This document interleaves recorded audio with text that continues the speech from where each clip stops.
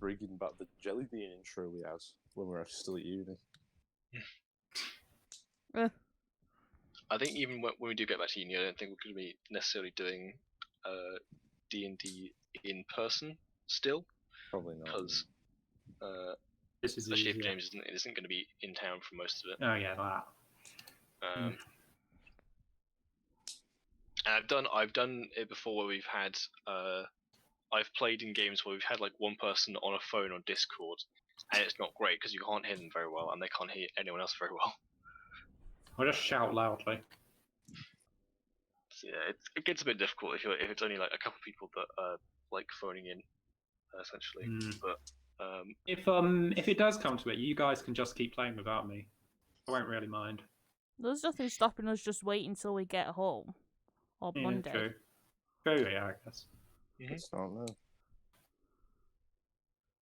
It's only about like 5 minutes later for most of us. Than if we would just go out to the library. But yeah, so I'll do the recap. Last time, after you guys had defeated the wraiths and closed part of the rift, you wandered out through the little forge room where you originally found the closet, realizing that the metal that had been pouring out of the forge is now jammed and covered the floor. Luckily, no longer molten, but still warm to the touch. Given how long you spent down here, you entered into the big hangar/warehouse area, and like everything, you heard an explosion in the distance, coming from the direction that you'd seen Dale and Kaine last go, your two companions that you've met whilst exploring this place, and in the kind of dull kind of red lights that is kind of fills the facility now that it's on power saving mode, you encountered a noblewoman who was kind of standing there confused as to why you were there, and with a bit of brief conversation and some deduction, you found out that she was in fact a ghost from a long time in the past, to the point where Oak recognized the stuff that she was wearing, and also when the ghost realized that Krook was holding Star Splinter, she was like, "That's my fucking sword. I'll have that, please," and tried to summon it to her hand. But when she did, she summoned a broken version that was more intricately designed before the blade cut off. Realizing that she died, she was like, "Well, shit, I've got to go do a thing," and went out of the room, blasting the arm off of a creature that you'd previously fought, which then scampered off into the darkness. And then she walked, you assume, through a bunch of walls, because like when you tried to follow her, you had to like open doors and stuff, and she didn't. The doors were still closed when you got there. But just before you headed after, Dale and Kaine got back. Dale had to cut through the kind of blast door that was holding back the area they'd been in to get through, and then conjure a wall of water to block it off, as apparently a bunch of the guards that they'd prevented from leaving by unpowering the doors were coming their way.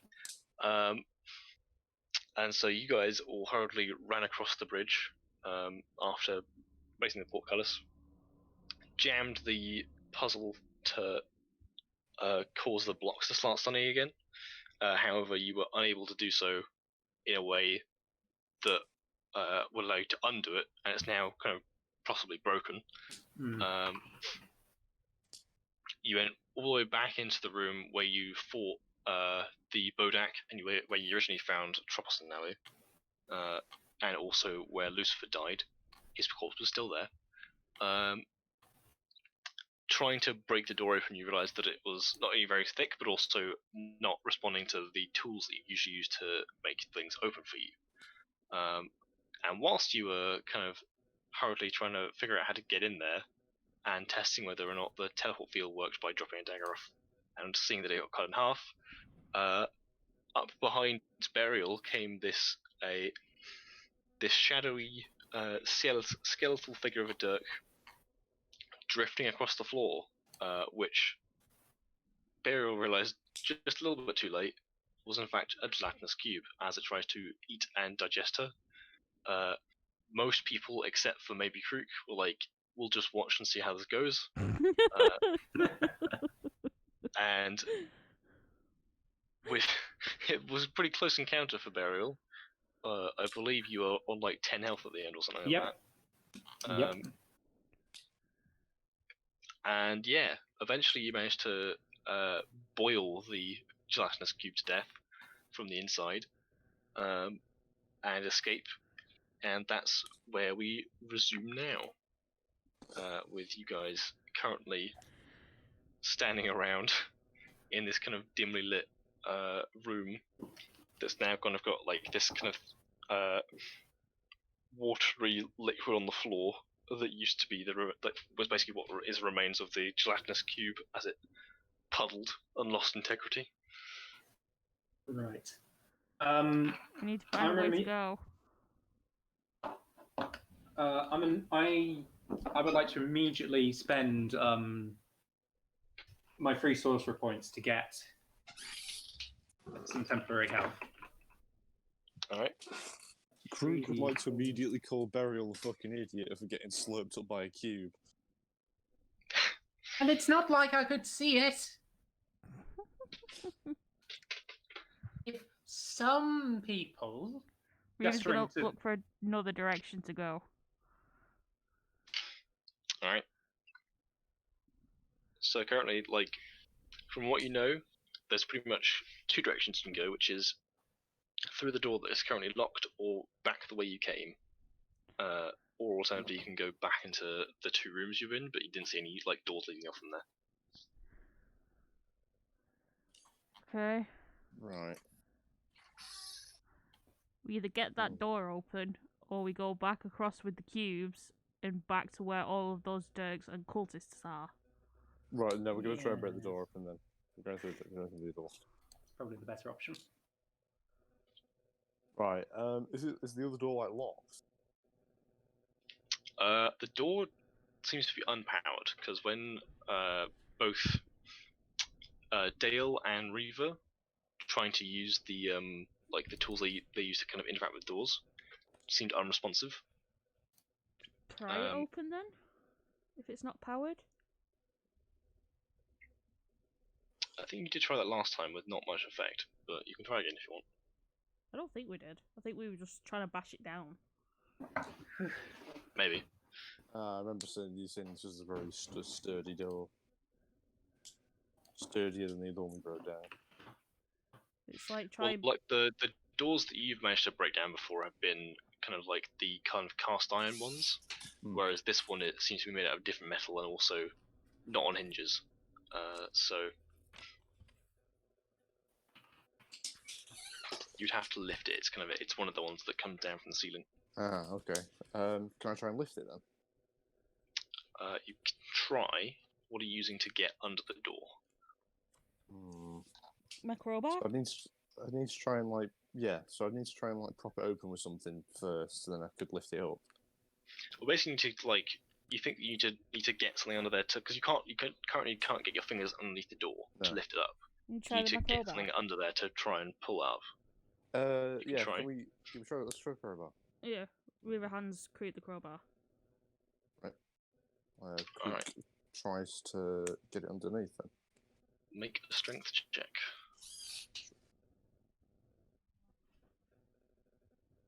Uh, 22. Alright. So you kind of, after a bit of fumbling, you do kind of jam the crowbar under the door. And you're able to kind of after some kind of wiggling, you manage to get your fingers under and start lifting it. You get it about 2 feet off the ground, but you're not sure you can lift it much higher. This door seems to be incredibly heavy. Can Maybe if you did that, do you think that maybe Great. Like What's he Reaver called? could crawl under it. Crana or something? What's he called? Kind What? of. Kaine. Kaine. Can he help lift it? You can, if you call him over, Yeah. he can try to check how strong he is. Let's have a look. Okay. Also, Steph, what we could do, like we could lift it and then we get Reaver to try and go under it. Uh-huh.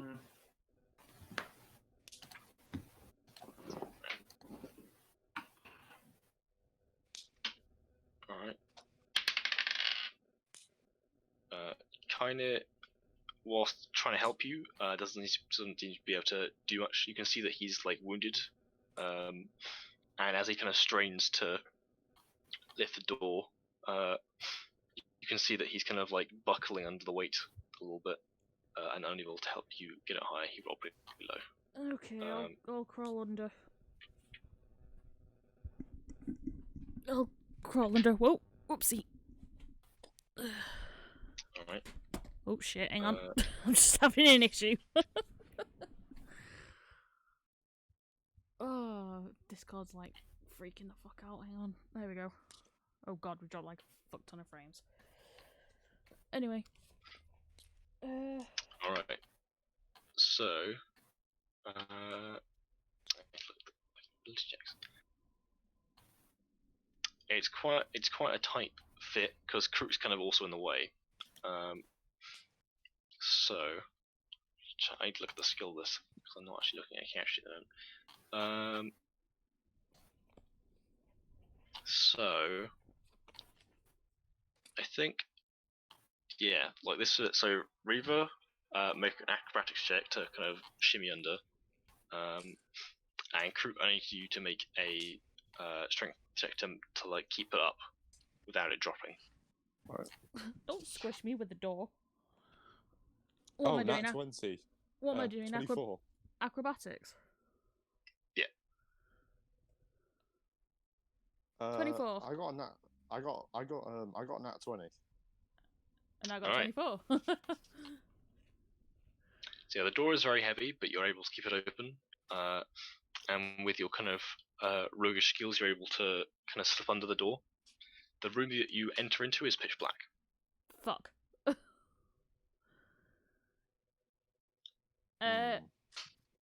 Can I lean under the door Can and Spink create a get under? bonfire close by, just to create some light inside? Oh, yeah. You can do. I need to get the map up. I do also have a one lantern. moment. You could also use that. But bonfire. All right. So either with either the use of your lantern or the bonfire, the room is illuminated.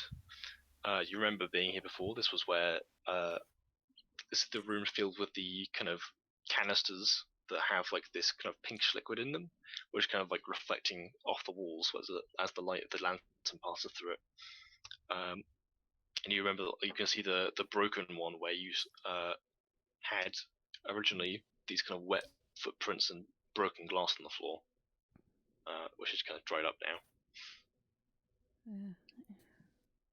Is there anything I Yeah, can there use is. to power the door? What You're not about sure. What about something to prop open the door? What would you have to prop open the door? Well, no, it's a tight fit, so if I prop open the door, probably only you and Spink and people that aren't basically Krook can get under. Of course we can go under it. That's not helpful. That equals it. The closet is invisible at the moment. You're not sure where he is. Of course he is. Don't like him, he's a dick, the closet.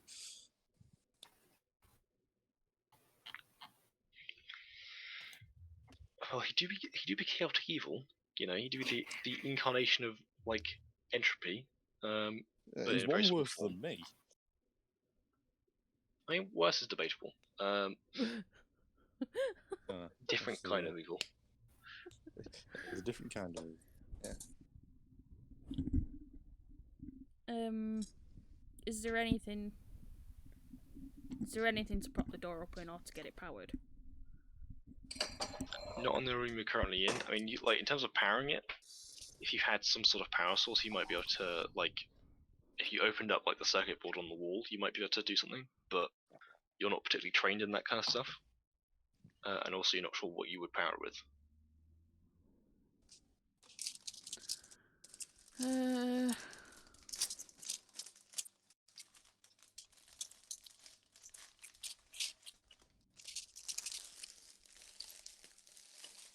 What are you doing, Tom? I'm cooking some things Oh, okay. for lunch. Wait, what are you cooking? Pasta. Oh, nice.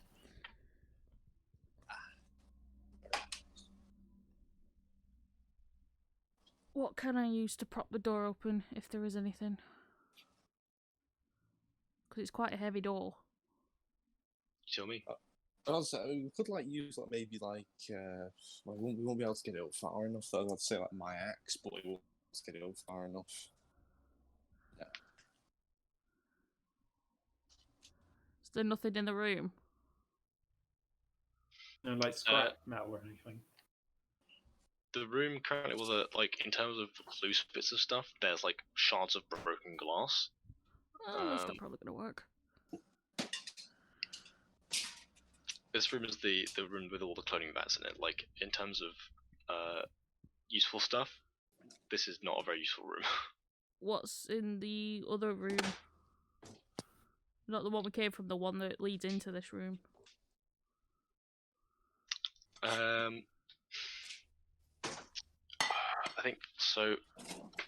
Not been that long ago, so you probably remember the room beyond that. You remember having lots of these kind of terminals with these kind of crystal displays on them, which you remember Dale messing about with previously. But other than that, you're not exactly sure the relevance of that room. There is another door to your left at the moment, but you never got that open in the first place because that was locked when you first came through as well. Is there anything like power-wise in those terminals that I could take out and use for the door? Make a Arcana check. I'm not exactly sure you know much about this technology, so... Ooh, whoops. No, wait.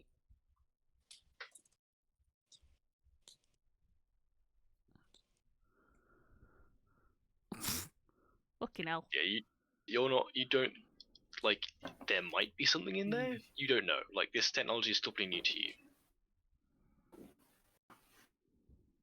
But that would also require you having to open another door.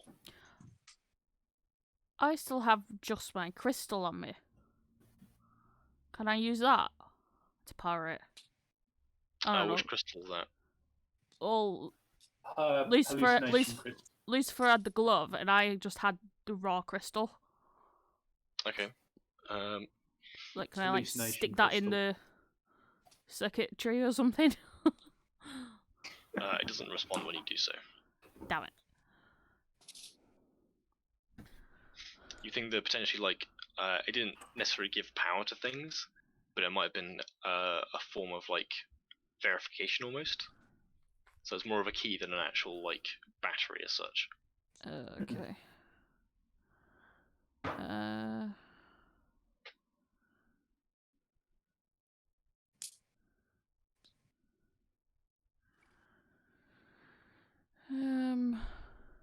I have no idea. I need to find something to wedge the door open though.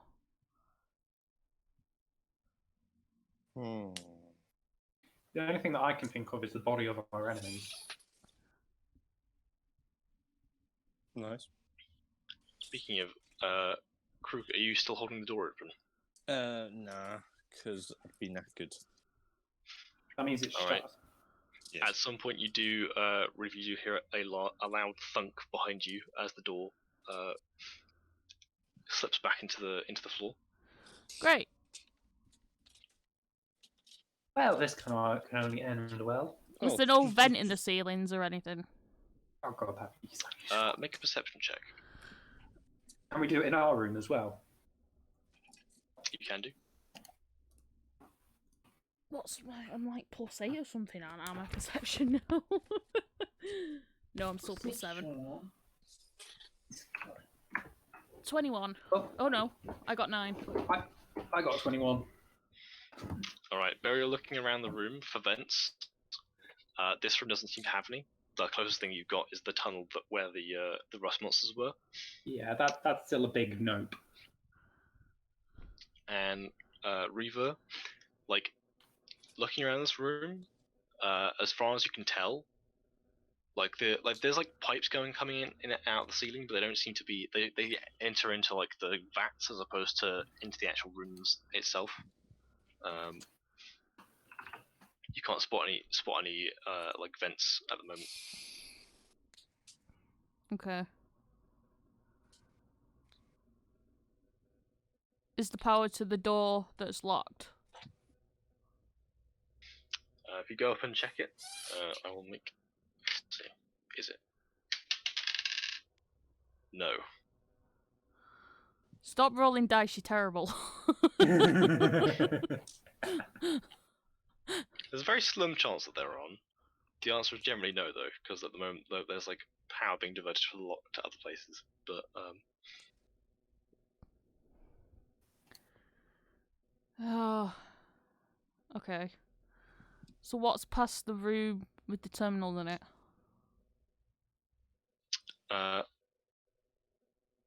that's where. So there's a short kind of gangway that leads out into a large cavern. Well, it looks out into a large cavern, doesn't actually lead out there. But that leads back into the room that you came through after you exited the big arena area where you fought the wyvern. Okay. Can they hear me on the other side of the door? Do you shout? Bang on the door. If you bang on the door, they'll hear you. Well, they'll hear you knocking on the door at least. Well, I want to do that to get their attention. Well, the rest of you hear a loud bang on the other side of the door. I'll lift it again then. Yes. All right, make another strength check. Sure. I got to 23. All I've rolled so far is an 18, a 19, and a 20. This is going pretty good so far then. Don't you Alright, worry, the so- ones will start coming when we get to a combat encounter. Yeah, using the crowbar, you hoik the door back up again. I am going to shout under, like, there's nothing to do under here. There's nothing to power the door. Right. It's like if someone like else can shimmy under. Probably someone else who's smaller can, yeah. Shall I try? Probably. Sure. I'm fairly small. Is it a dex check? Yeah, acrobatics. Can I like help pull him under? You can give the help action, yes. You can give burial advantage. Yes. Ooh.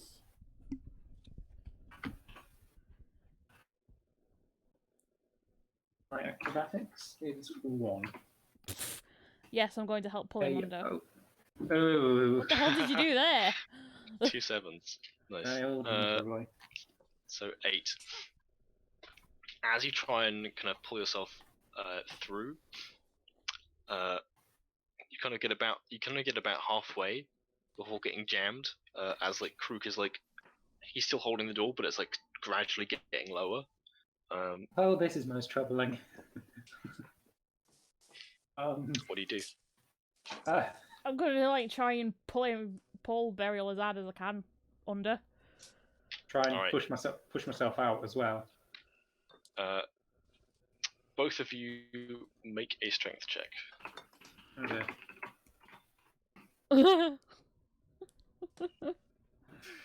Not much help from. Oh, okay. So yeah, you guys kind of struggle. Kruk, I'm going to need you to make another strength check. Sure. If I get cut in half by a door, This is the one coming up right now. last time. Here we go. Where to God? Ah, here we go. I got a 9. Ah! Okay. So you straining the door against your fingers, you feel it slip momentarily. and Burial, you're going to take some damage as the door kind of starts to crush you.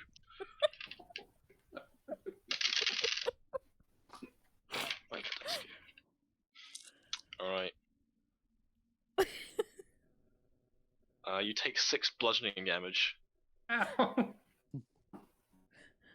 Now on 9 health.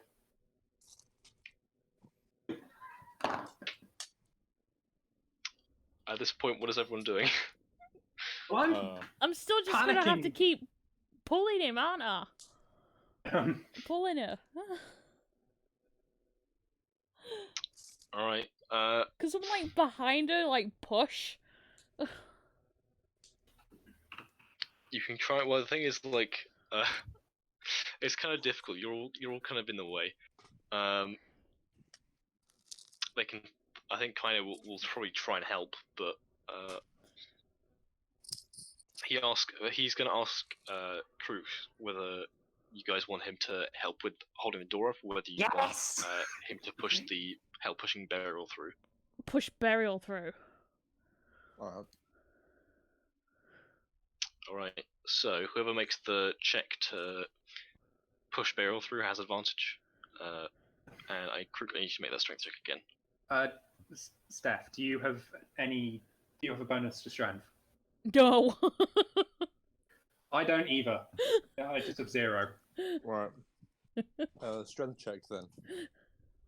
Right. Alright, I got guess since 15. I got 15 as Thank well. God. Alright, so with kind of odd synchronicity, both pulling Burial through and lifting the door, you're able to lift it just long enough to get Burial through, but then you can't hold it for long enough, and then you kind of drop the door again. This is going swimmingly. I got under the fucking door all right. Just to check, I'm on the same side as Reaver now, right? Yeah. Right. No, she kicked you in the head and pushed you back through. Please no. At least let some progress be made.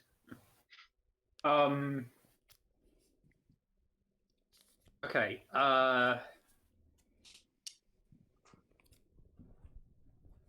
Okay, so we're in the room with the vats now.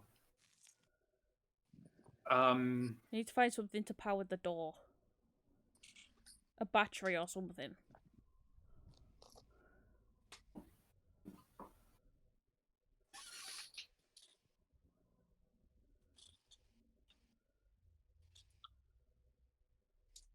I still have my Aegis Prismara. Should possibly use that, but Well, you could do Arcana, can't you? So look at the terminals and see if you can get power from that. yeah, can I try and look at the terminal on the door leading into the crystal room? Server room, whatever it is. You can try. You can make either an investigation or Arcana check.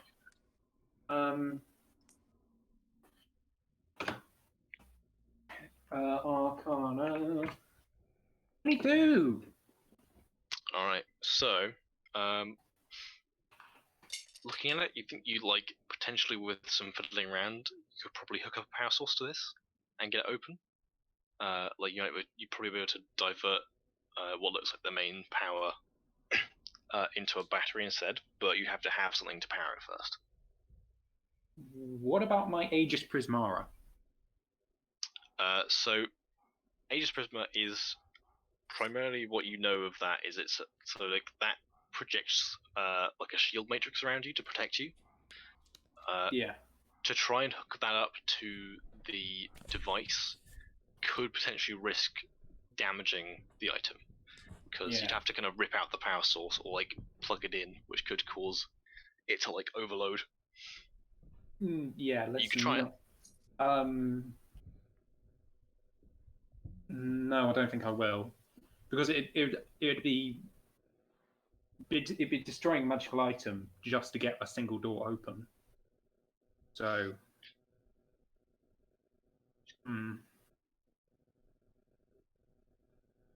Damn it, why did we have to waste all of those batteries as grenades?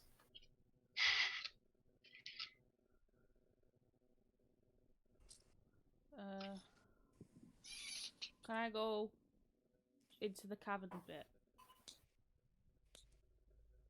Into the what bit? The bit on the other side of the room with the terminals in it. You're currently still in the room with the vats. I'm not sure what you're. There's pretty much just vats in this room. Yeah, I want to go through this room, into the room with the terminals, and into the other side, if I can. The door's still locked. Fuck. Like what I was telling you was basically just your memory. Right.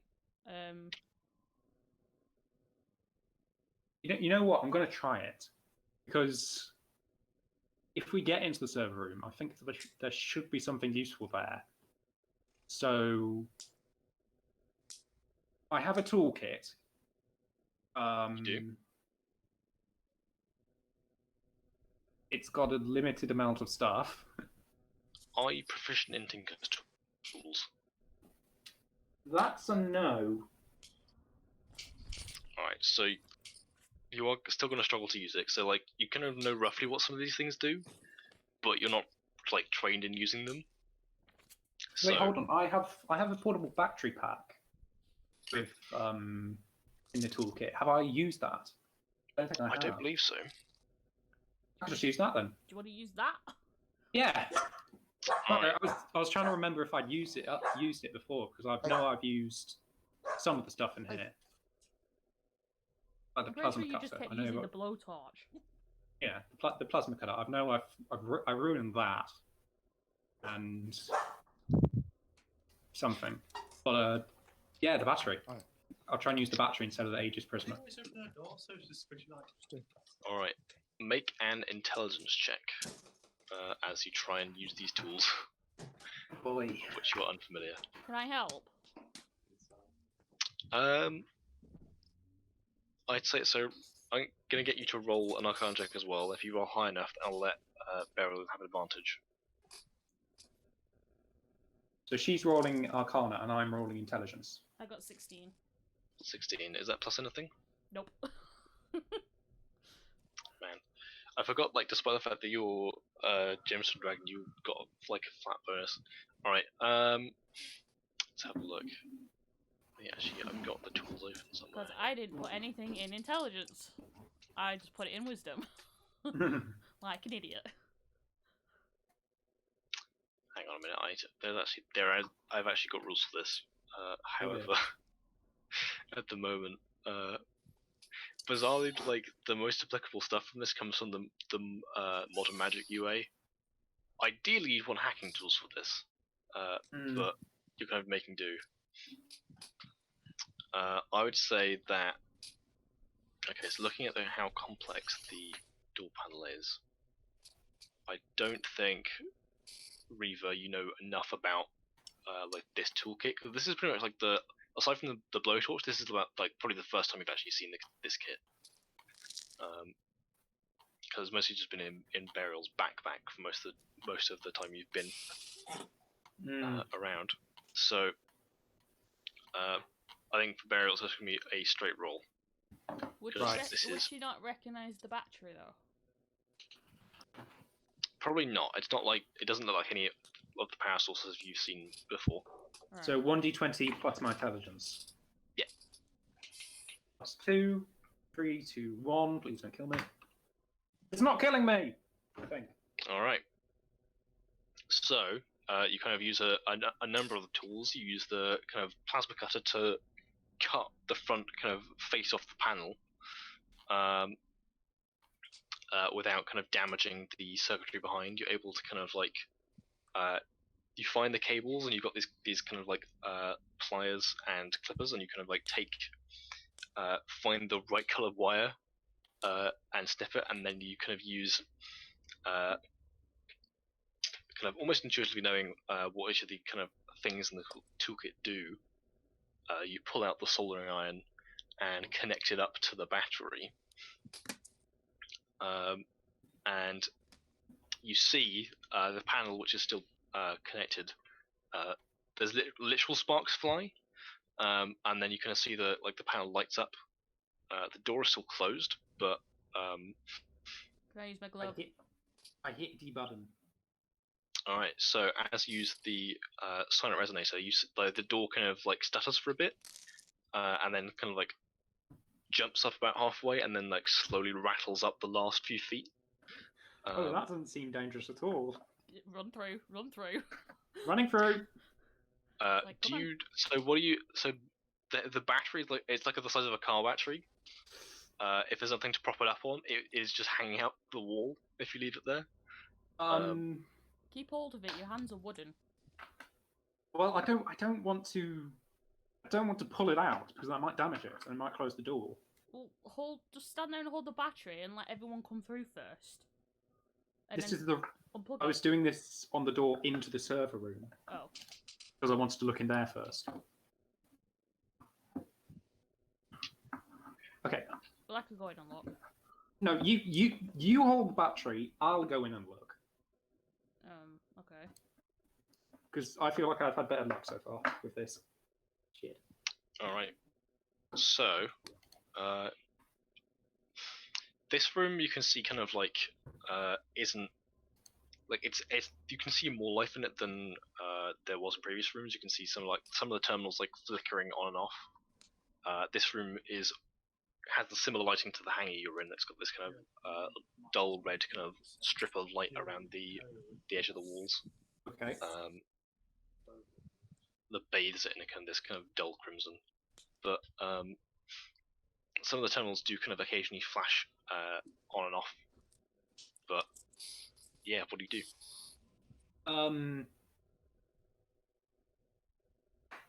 There are about 12 terminals you can see. Oh, sure. Can I inspect all of the terminals and try and find something related to either to doors or to power? Make an investigation check.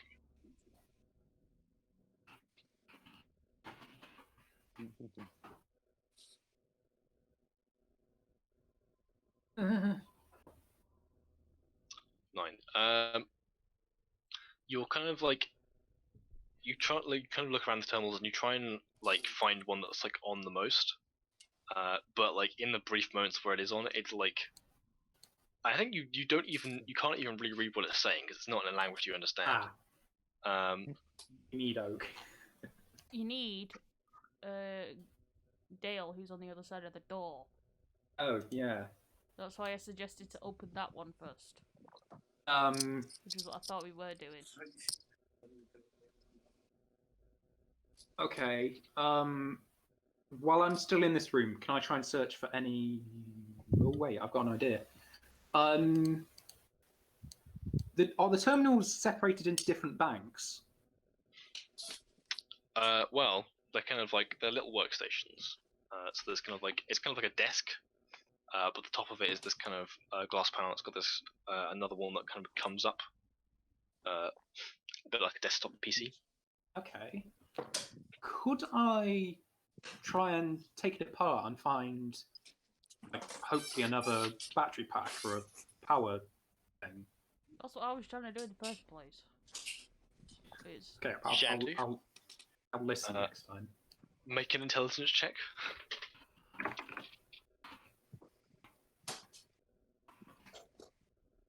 Damn it, another 9. It's another 9.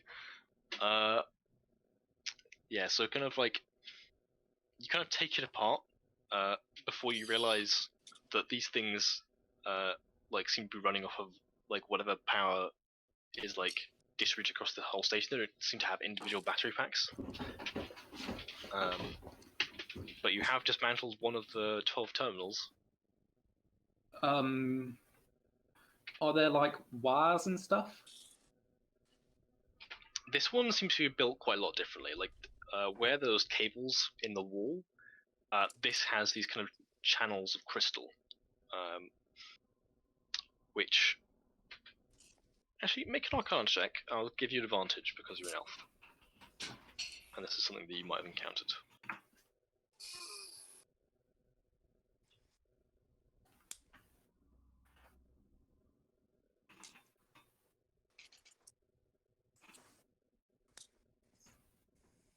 17. 17. Okay. So, having grown up relatively near Elstras, you have heard a lot of tales about this kind of region called Skelforder, which is this area filled with crystals, essentially, and quite a dangerous place to be. But what you recognise is this is made out of a similar material. This crystal that's rumored to be made out of kind of solidified light, which is the same stuff that the Dale sword's made out of, the same stuff that runs through both Reaver's glove and also the hilt of Krook's sword as well. Okay. And also, you like think probably there's some of that in Aegis Prisma. That makes sense. So it seems to be like an important part of the tech. Yeah, it seems to be present in quite a lot of this technology. Except in this case, it seems to be in some way functioning as a power cable would.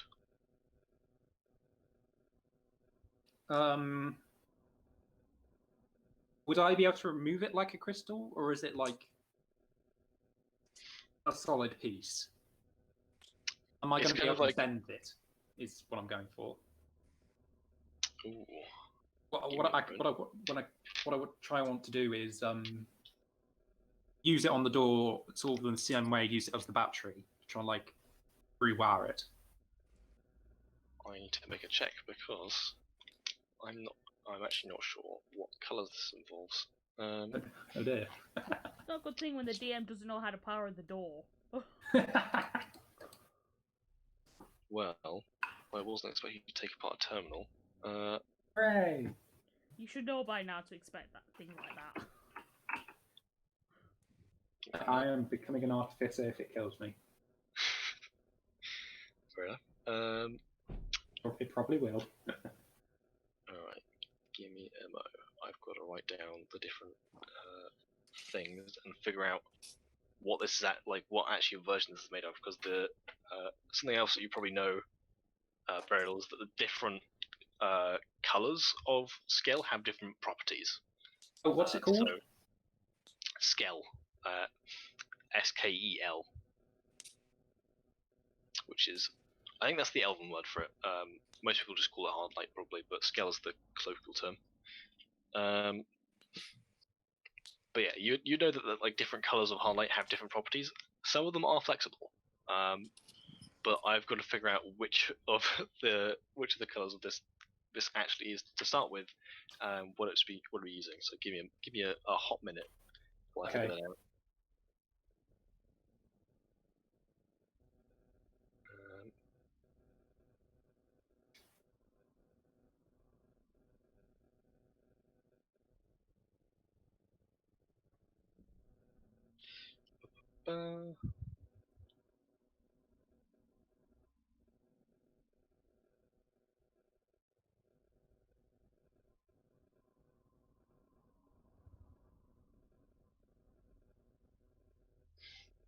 Okay, so I'm gonna roll me some d8s. We'll see how it goes.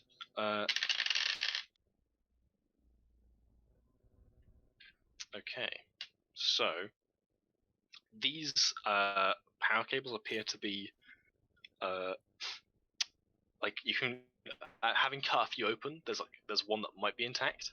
You can see there's this core of it's a core of this yellow kind of skeleton surrounded by like a magenta coating.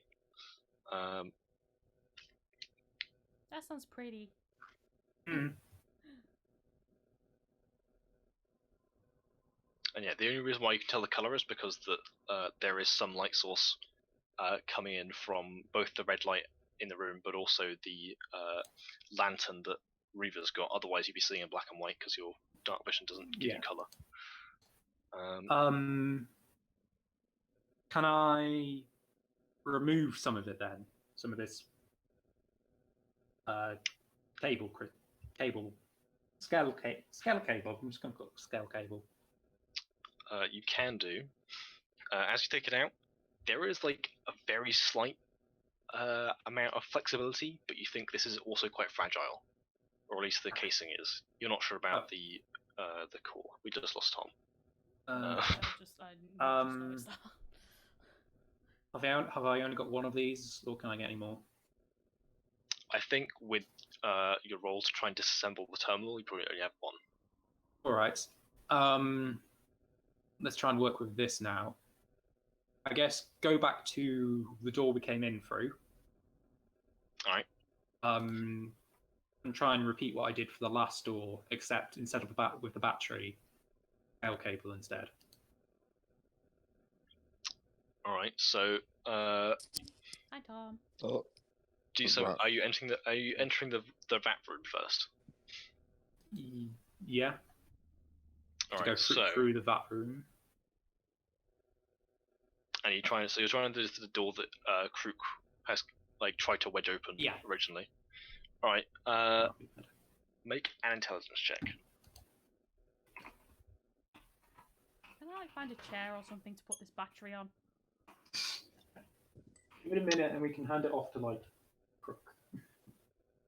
There are chairs in the terminal room. Oh, 10. But you'd have to put down the battery first to get the chair. So give me a minute. I'll go and grab one. I got a 10. 10. So you do connect it up like you did before, but you realise that this. So first of all, as you do it, you can try and kind of bend it to try and get it in, and you see the magenta shell shatter. And you can see this kind of brief flash of energy around it before the light kind of disappears, and the yellow connected up to these cables, nothing seems to change, and you realize that this is not a power source. This is a power conduit. Yeah. And so, without any power in the first place, it's not going to help you. I wish I'd taken a lightning spell now. Give me a fucking chair. Oh yeah. Go and grab a chair for Eva to put the battery on. Are they like desk chairs? Do they have wheels? I think some of them probably would, but a lot of them are they've been in here so long that they've almost started to be fused to the floor. So you have kind of have to chip it off, but you are able to pull one through to rest the battery on. Okay. Also, let's see how long the battery has left in it. Okay. How long does it have? Alright, so what are you doing? Oh, you don't know. It's a battery. I want to find the the cable that would be powering that terminal. Which terminal? The one he's broken apart. So the one with the battery in it at the moment. Or a different one. A different one. Wait, do you mean the terminal that I took apart? Yeah, that one. You've taken apart two terminals at this point because you've tried to do the same thing with the door you came through. Oh, do you mean the computer terminals? Yeah. Ah, okay. Sorry, what did you want to do with it again? I wanted to find the power cable that was powering it.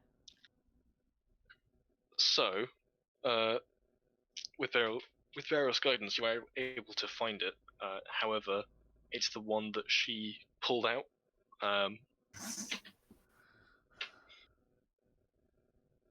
You can see there's this neat break where she's used pliers to kind of pull out this this piece of hardened light crystal. So you've basically broken a mains power cable. You know what the only solution to this is? What? Take apart another computer terminal. Or you could just disconnect the battery and power the other door so they can come through. Yeah, okay, we should do that. At this point. Okay, so make sure both of us are standing in the VATS room. Yes. And carefully disconnect the battery pack from the door terminal. Can I? you're gonna have to make an intelligence check because, again, you managed to do it well last time, but they are soldered on now, so Use your it's pliers. not quite as difficult as last time. But yeah, Could Reva help? Well, that's the I get thing. it. That's the thing. Steph knows how to do it. Reva doesn't. No, Oh, yeah, for you- eight- I feel like you should be the technician, actually, but I've just kind of shanghaied the role, haven't I? Reaper's not quite big brain enough yet. Right. Right. The roll 15. Alright, so yeah, you're able to successfully disconnect the battery without any damage to it. Believe And me, you watch it the might... door kind of like Wait. Push the door over it. Push the door over shutters it. down. Push the chair under the door. Alright. Before it We'll shuts. see how robust this fucking chair is. Oh. Okay, alright. So, as the kind of door, it like shutters down the top few bits and then slams down, and it mostly crushes the chair. There's about a gap that's maybe like a foot high, where you can see like the central kind of metal column that like holds up the wheelie part of the chair, holds, but it's like buckling. Okay. Well, it's better than nothing. You need to get Crick in here quick so he can grab it and lift. Yep. Go to the other door, to the terminal, hook it up. Reva's just gonna hold our lantern up so Burial can see what she's doing. Alright. Another intelligence check, because this stuff, until you're trained with this thing, this is going to require a check every time you try and do it, because there's always a high chance of potential mishap. Don't shock yourself. I am literally on death's door, nearly. I'm not on death's door, but I'm down the road. Like, the thing is that as you're describing how to do all this power and that, my brain's going, oh yeah, you could just do this, this, and this. It's like, Reva doesn't fucking know how to do that. Nice.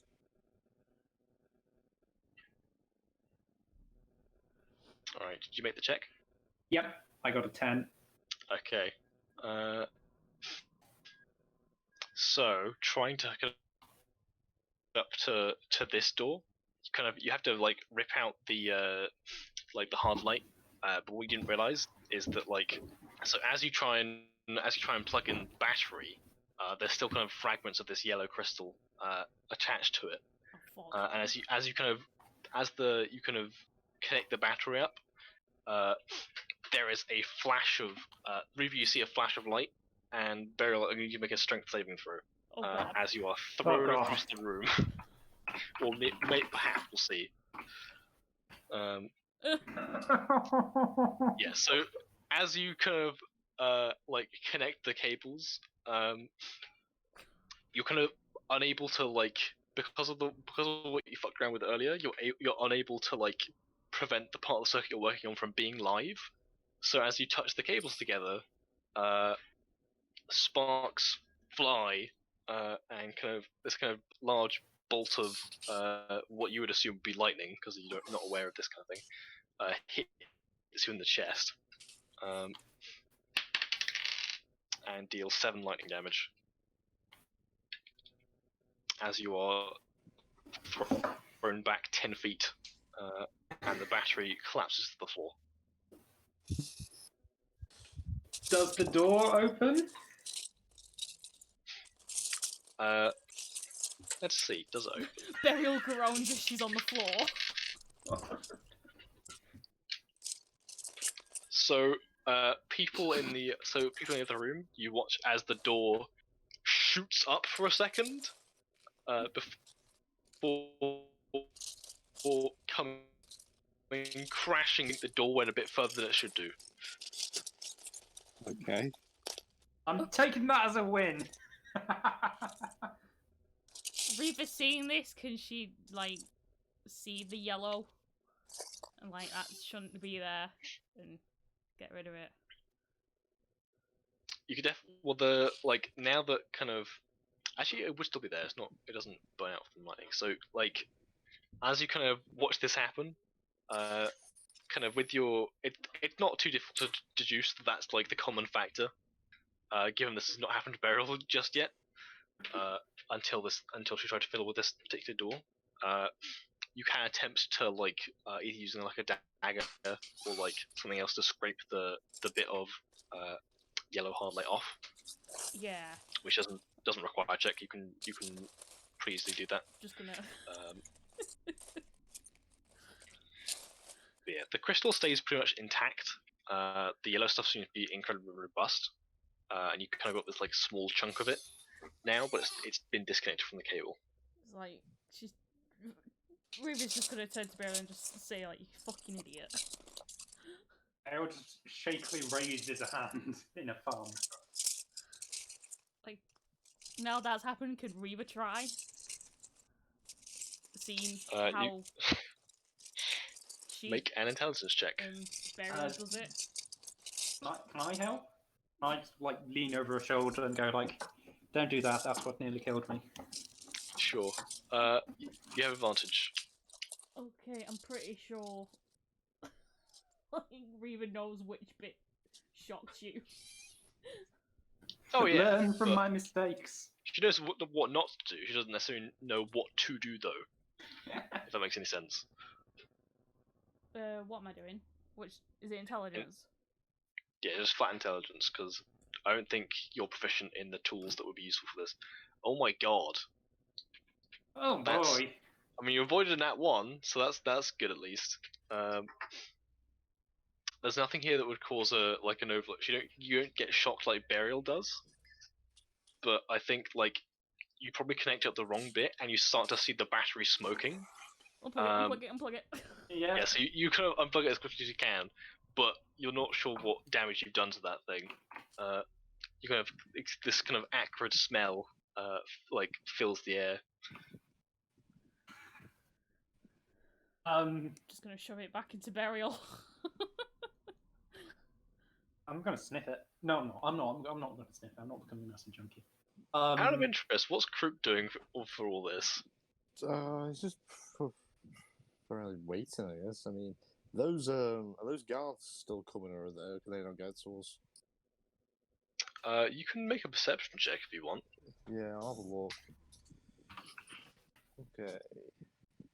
We're not exactly in a condition to fight them. I got 13. 13.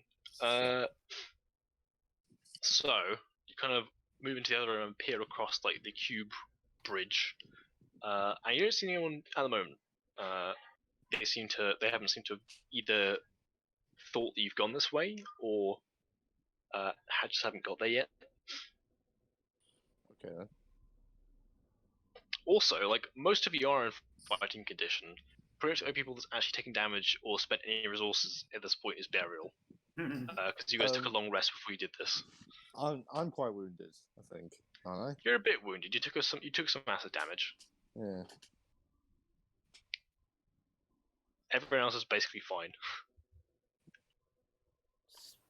Gonna suggest Burial to do it again. Okay. Well, there's nothing else we can do. I mean, I'm pretty sure the battery is a bit broken right now, but let's give it a try. Look, as long as it doesn't start swelling, we should be fine. Sure, why not? So, intelligence. Yep.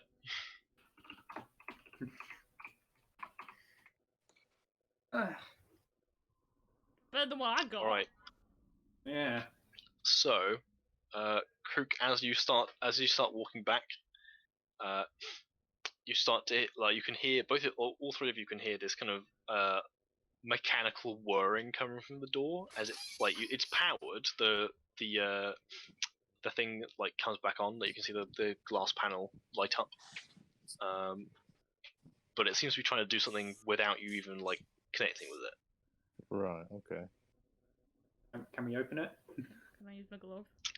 If you use the silent resonator to try and open it, the whirring intensifies, and you can see it kind of like juddering up and down, but like not. You can see that like the door's moving, but not enough for there to be a gap. So and, not only is this door hard to get through, it's now fucking broke. Yeah, you think that like the power surge that Burial caused earlier, did something to the door potentially. Because yeah, Kruk, you can watch it kind of like just jumping up and down a little bit, as it kind of like, and you start to see kind of like, as it almost like chips the top of the door frame, sparks kind of like occasionally like flash and dissipate. Nice. What do you do? I'm gonna move back a bit. Pretty wise idea. Okay. Sure. Okay. Like, we was gonna say to Beryl, just like stop. Unplug the battery then. All right. The door stops juddering and collapses into its like down position. What's the wall made out of around the door frame? It appears to be metal, and you know from going through the door that it's definitely a lot thicker than the door is.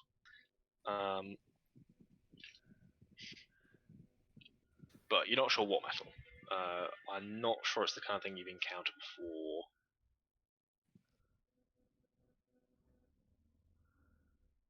Also, I'm going to quickly close my windows because there's what sounds like, I don't know what the fuck. I think there's like a street cleaner on my fucking road. So You can hear something behind you. give me a moment. Well, you've made the door worse. So you're kind of leaving us with the option of knocking the door down. I mean, we've tried that and it didn't work. Which will, yeah, but we have to keep trying to knock it down.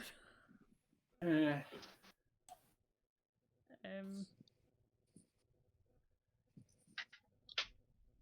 don't really know what else we can do.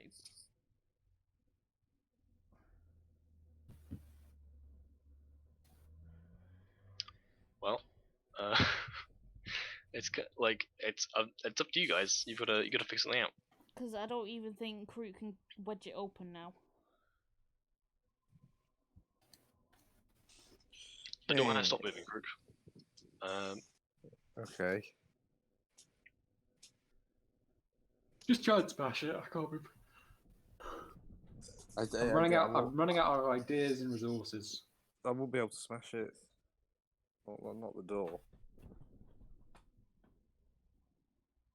Because it's like it's. Well, I suggested to entice the bugs back to eat through the metal door, but you know. I mean, come to think of it, they might be interested in the battery. Oak said it was a stupid idea, so. Yeah. I mean, he was fearing for his life. We'll make him stand outside then. We first need to get the bugs to come back.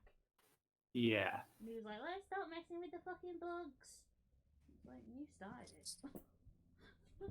You went in there and saw them. We could go and go the other way, like go to the the other door instead of messing with this one because I don't think it's going to work. Well, there's a slight issue. We're on the other side of that door. I don't know, somewhere. Try and get the door back open by lifting it again. Yeah, I could. I don't think you can because of the way you broke the door. I don't think you can wedge it under. You can try.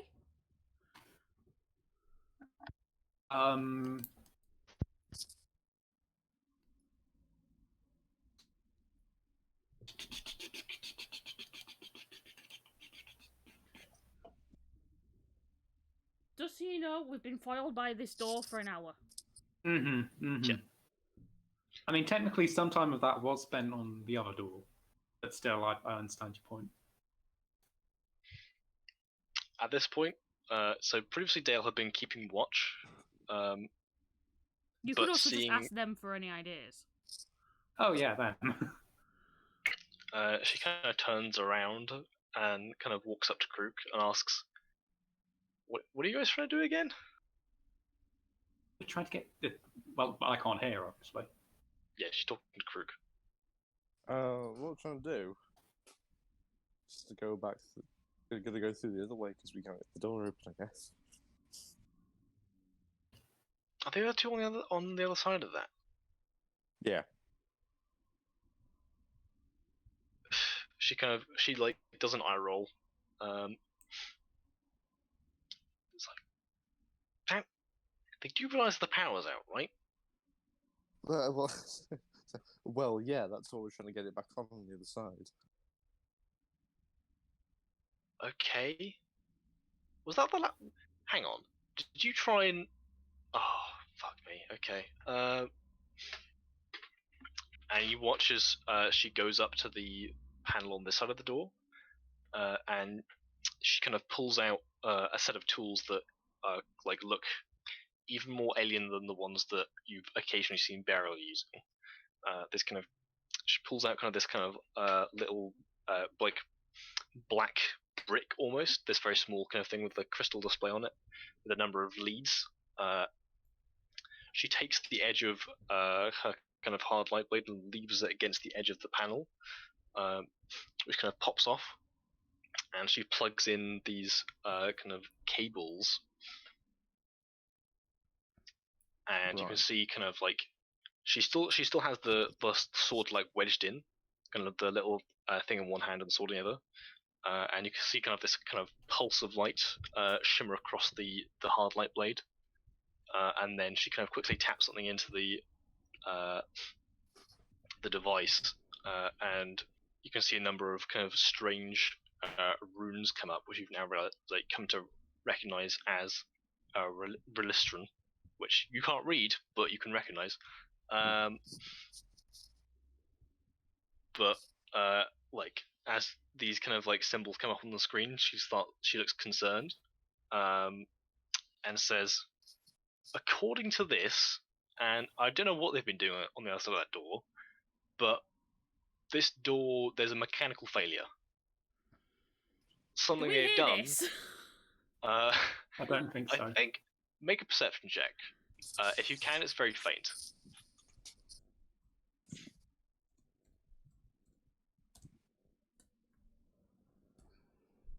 13. 13. I think you can hear someone's talking. I don't think you make out what they're saying. Because the door is like at least 3 or 4 inches thick metal. And there's not really any airflow between them, so there's not much there's not really anywhere the sound can get through. But yeah, basically, Dale kind of says, yeah, basically our situation's not great, because it means that this door, if we're going to try and get them back, unless that mechanical failure is easy to right, which probably isn't, we might have to try and break the door, which is going to take a while.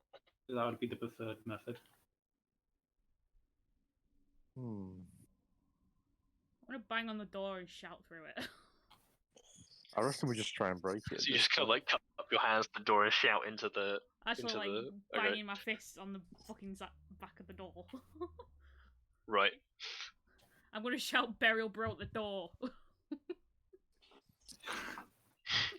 Yeah. See, I want to complain, but I can't.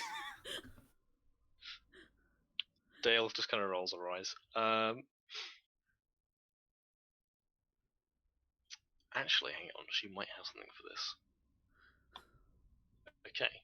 I need to check how many times a day that's possible for her to do. Give me a minute. I need to look up an ability that because I put it down in notes, and this is being slow, but I've forgotten how many. If it's up to a number of her modifier, that probably be fine, but otherwise, let's have a look. Every now and then, I'm reminded that I cracked my Surface Pro screen. Oof. Alright, so okay, that's only once per rest. Alright, so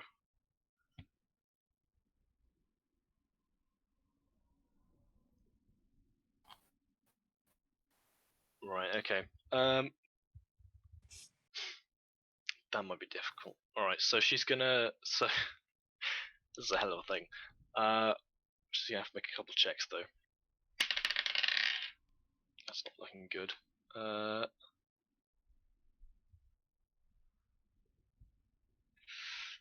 Alright. That's not quite enough. So like you can see she taps in some more things into the tablet, and for a moment you can see this kind of crack, like this kind of grainy image appear on the display, and in the room you two are in, Burial and Reaver, you watch as there's like this kind of box in the top of the room. Something like a small light comes on, this little green light, and you can see this kind of a lens opens up and like moves looking towards you before the light goes out and it kind of slumps, and you can hear from the other side of the wall. Bale go, not Sparrow, sorry, Dale goes fuck. I turn to Reaver. Do you think that's good or bad? I'm gonna guess bad. Mm. What are you guys doing in the meantime? Resisting the urge to punch Burial. Can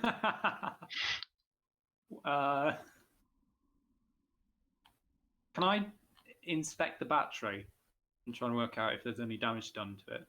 Or what damage is done to it, I guess. You can make a investigation or Arcana check. Arcana inspired.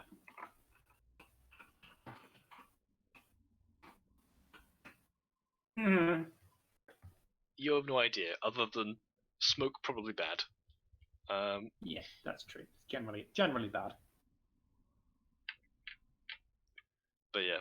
I should roll some percentiles actually. Okay. So what is your passive perception? 14. Okay. I don't think their passive stealth is high enough to evade you, so kind of you can hear off in the distance there are like shouts going on, like the sound, you can definitely hear the sound of like weapons being drawn, and then like the familiar sound of the kind of energy weapons being discharged. You can't see them yet, but you can definitely hear the sounds of there's fighting going on somewhere. You're not sure exactly who they're fighting though.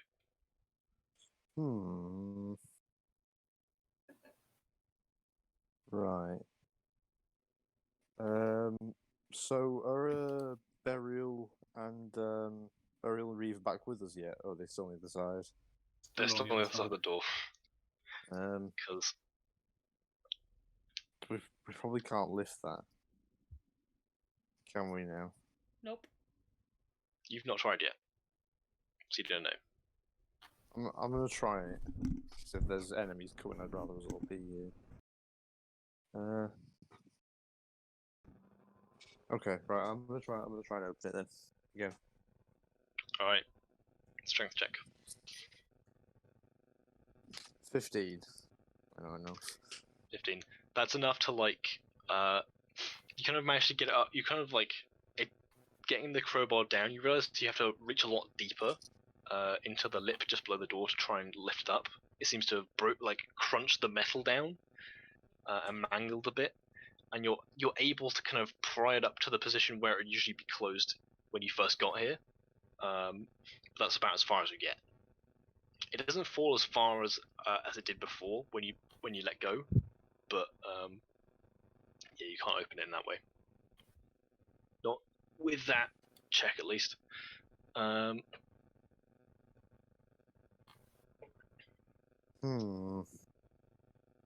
yeah, I need to check something real quickly. There's not enough room for me to squeeze back under. No, the door doesn't even open for you. He's basically just made it. He's got it above the point where it crushed itself lower, essentially. That was so hard, I closed the door harder. And hurt yourself in the process. Mm-hmm. So what about the mechanism now? The mechanism work? Again, you're not sure.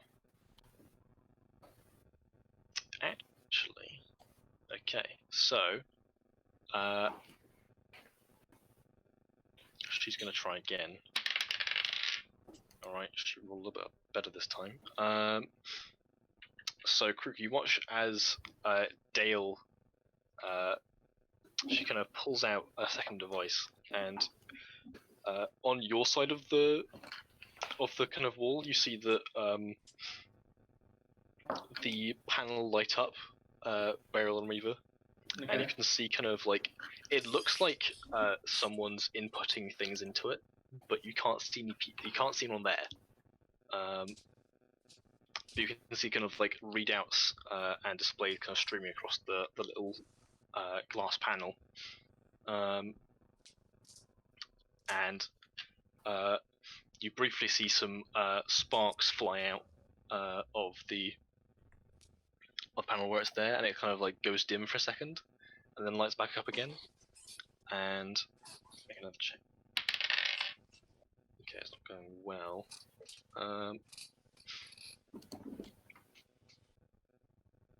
For a moment, it goes dark for like a couple minutes, and then a few seconds later, you see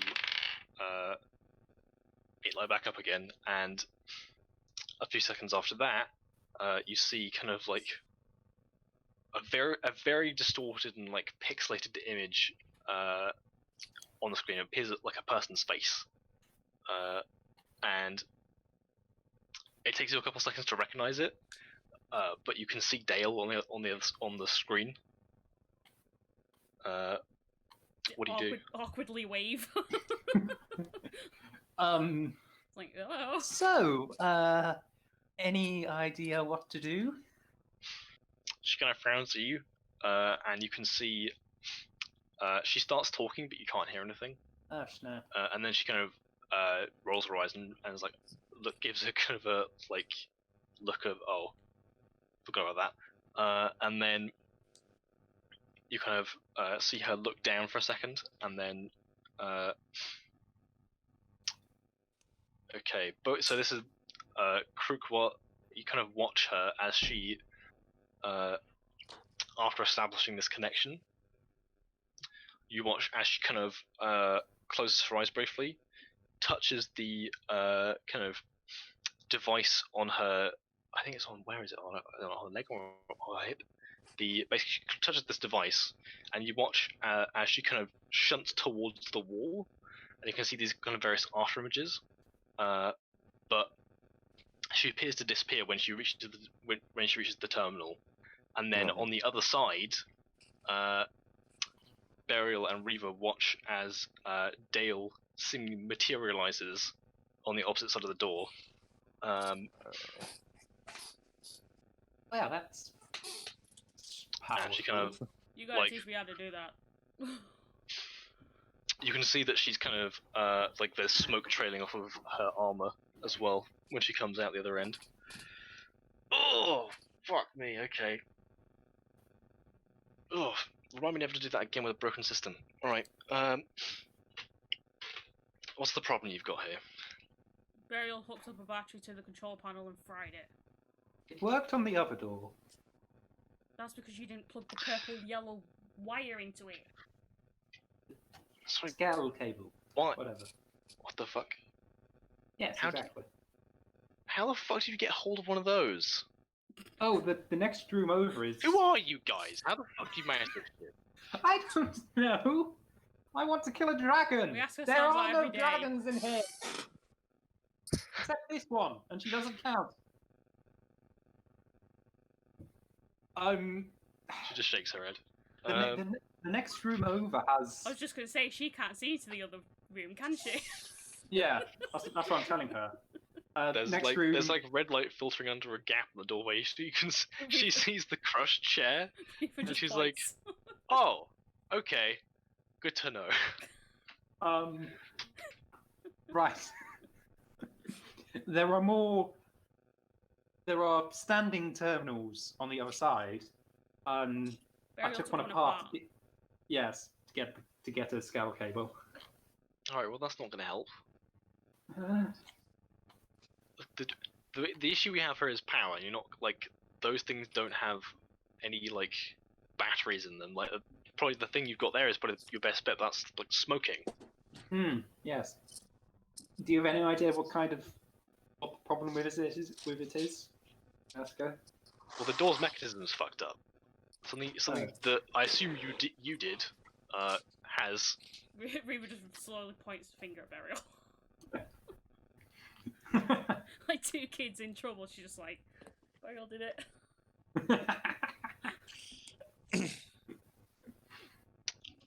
Alright, well, I might be able to wedge the door open from this side, but I don't think, like, this, like, that thing I did coming through the terminal, I only do that once. That's gonna take a while to get back. Well, you picked the wrong place to do it on. Well, you guys are stuck here unless I help you out, so take it as I don't fucking know. And then she kind of turns around and starts inspecting the door, and she kind of like, just fucking right mess here. As she kind of looks at the smoking cables that you left behind when you last attached the battery. And actually, hang on. She might have. How does that look? Let's have a look. What about a little robot thing that she has with her? That didn't seem to follow her through the cable. Aww. What little robot thing? It's got like a little floaty robot thing. Yeah, there's this kind of flying metallic device with a lens on it and various other things that you've seen. Like she uses in a similar way that Reva uses the silent resonator. It seems to be her way of interacting with the tools.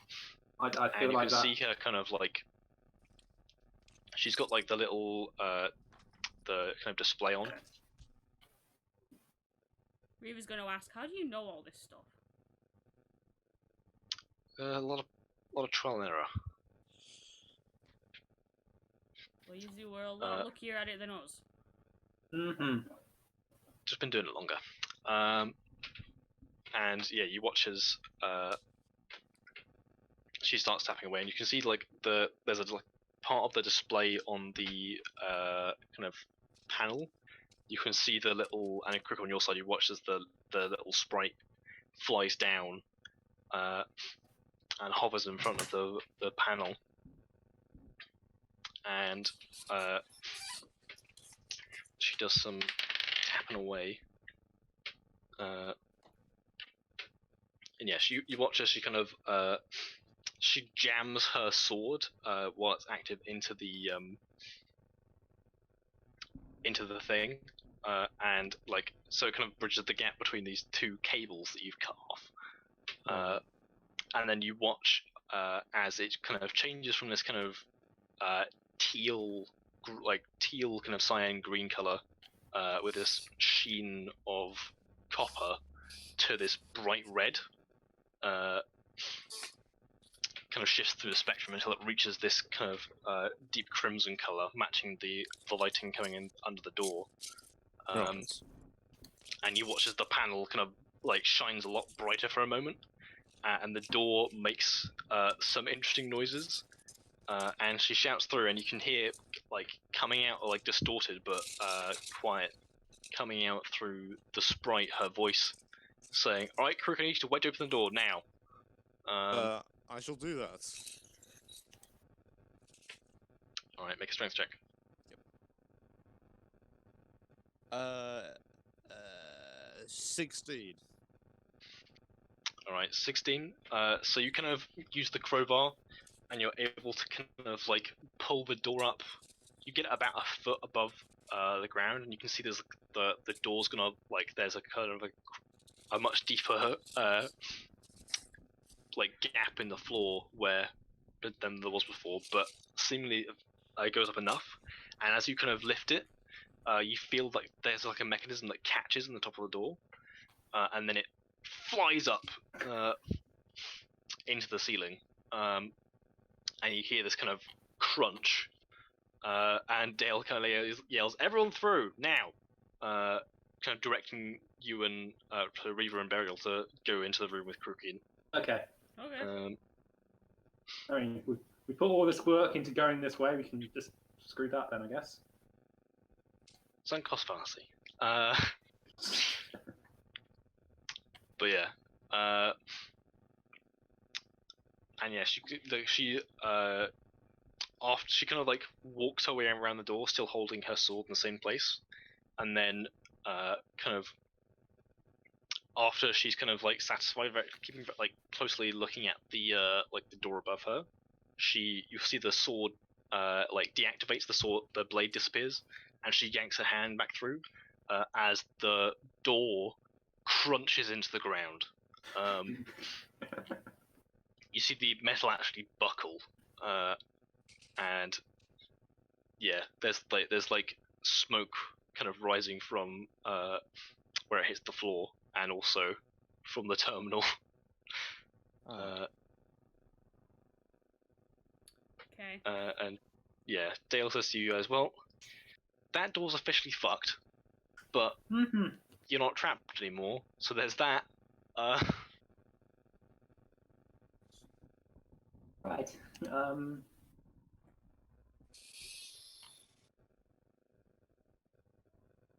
What's the plan? Well, the plan is to go by the other way, seeing as we now can't go this way. Yeah. Yeah, that seems like the only plan possible. She shrugs and like reholsters the sword.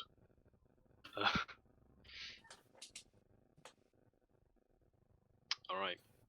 So, are you heading back towards the sliding block bridge? Yep. I guess we are, aren't we? All right. So you can see kind of like same as before. These cubes are sliding back and forth. Some of them like stop midway though, so their kind of patterns are erratic, but they're moving a lot less than they were before. And Reaver, at this point with your passive perception, you can definitely hear across the bridge. There's fighting going on. What are they fighting? As you kind of like Probably. contemplate that, you kind of think back to like you kind of there's a noise that like initially is kind of strange to you, and then you realize oh okay, it's you recognize it as the kind of the sounds of the monster that you fought. They came in through the vents initially. This kind of the thing with the green teeth and long tail. Maybe if we wait, it'll kill them for us. Good luck. There don't seem to be any enemies heading your way at the moment. Well, I say wait till that creature kills them all for us. You know what? That's a good plan. Let's do that. Alright, so you just sit there? Yep. Alright then. Charge. After about 30 seconds, you watch as a kind of wounded, but still kind of seemingly predetermined looking Dirk captain sprint down the corridor that leads onto the bridge. Can I shoot him? He sees you, narrows his eyes, but then like turns behind him, and you can see him. He kind of pulls out this kind of heavy-looking pistol, which he fires a couple times at this into the darkness, which you realize that the darkness then opens its mouth, and you can see these kind of green teeth appear in the shadows, as this kind of large hulking creature, bigger than you remember, leaps towards the Dirk captain, who rolls to the side, just avoiding the kind of lethal crunch as this thing tries to bite down on him. Well, you might get your head But- after all. Yeah, you see. However, you do see the kind of like this barbed tail whip round and kind of sweep under his legs, knocking him over, and then you watch this kind of the dark creature descend on him, and his screams do not last long. As he is devoured in front of you. Okay. If we stand still, maybe it won't notice us. No, It's no, we're not a fighting it this T-Rex. time. We are fighting it this time. Okay, I am staying at the there's back. moving blocks between us and it. And the Yeah, last as you time say that, you got hit by one. you watch as it kind of, you can't see much. Like you can see kind of like the claws and the teeth and the tail, highlighted in this kind of sickly green. This kind of luminosity. The teeth, they are definitely dulled, as you can see, kind of like they're blood stained from what you can now see the kind of what used to be the corpse of a dirt captain. Mm. It turns to face you, and I need to work out what. Let's see. I need to check them real quick because this could be very interesting for you guys.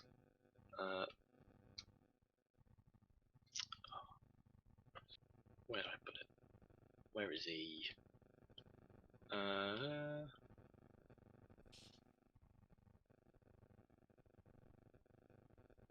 Yeah, where the fuck I put him? That's annoying. Oh, he's in the other document. That makes sense. Oh well. I've got his stats anyway. Okay, so how big is the gap? Alright.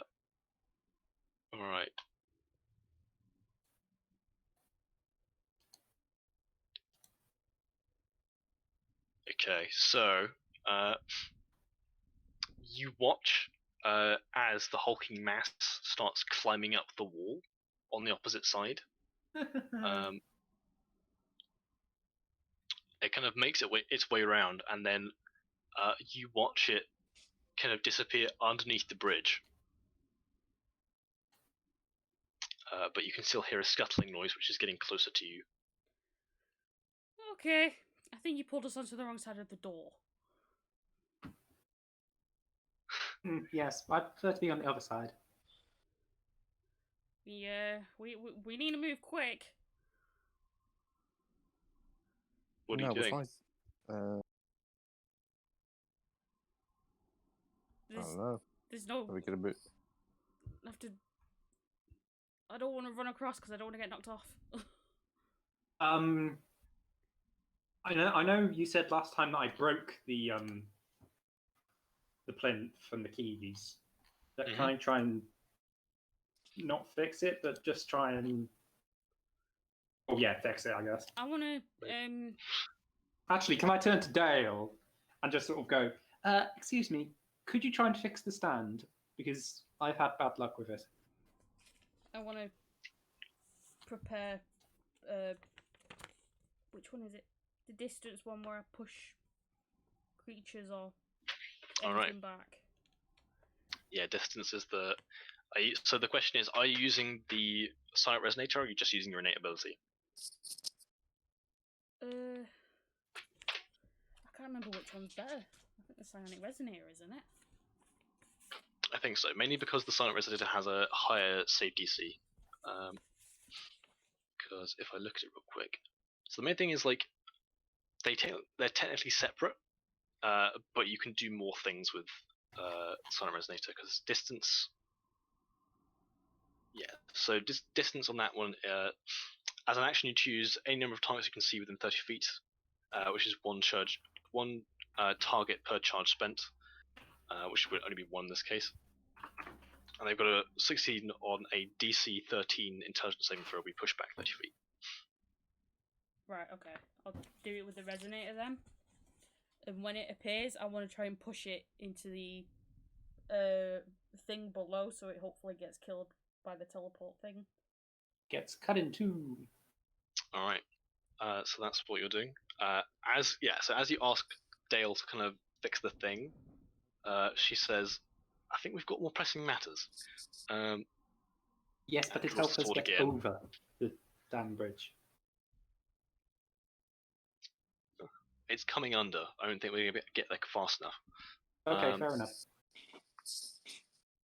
Yeah, you watch as she kind of draws the sword, and with a flourish, you see this kind of long blade of hard light shimmer and materialize on the hilt.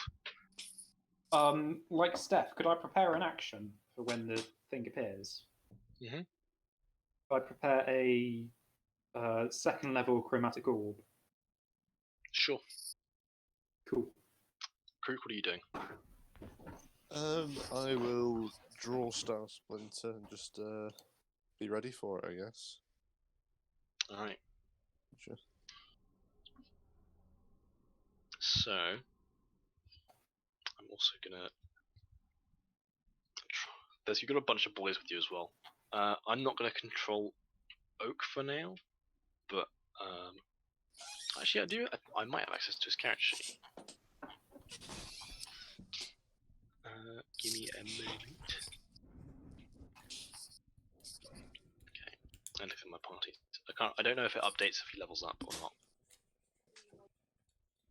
It does. Okay, cool. I do have access to his character sheet. What was the DC save? 13 on distance. Yeah. Okay.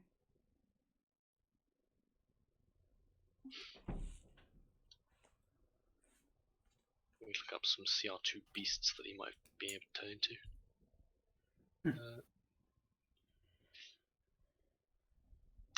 Right, type beast, environment, coast. Them some dinosaurs. I don't think he's seen those yet though. Yet.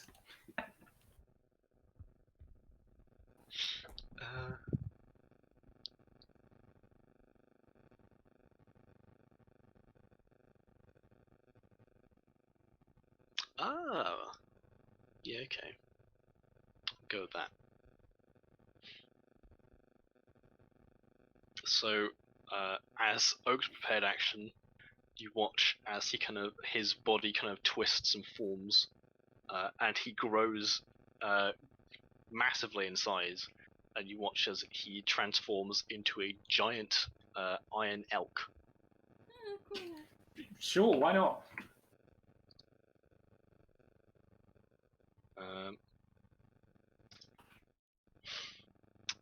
And Tropos and Nelly, they're just going to be they can just ready themselves to attack. Nathan is he's gonna take cover in one of the rooms because he's only got like a little forging hammer. He doesn't really have any weapons. Yeah, that's probably for the best. You don't know where the closet is. Kynir, he takes up his glaive, and you watch as it shimmers with light.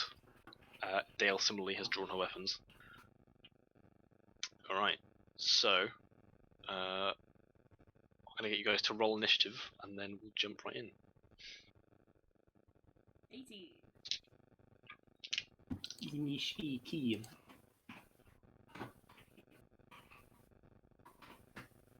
17. Woo. Wow. You guys are pretty close together this time. I'm just happy with double digits for once.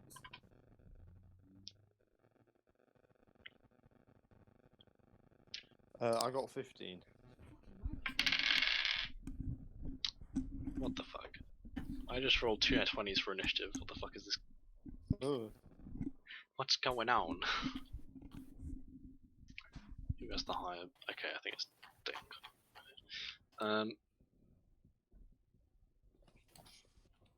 If you remember the last initiative.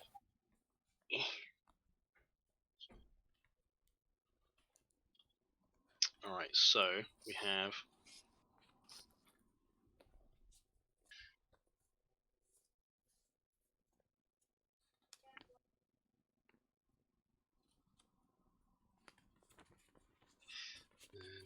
18, 17, 15. We'll scroll on for Oak, who's an elk. He rolled pretty low, and his initiative as an elk is, let's have a look,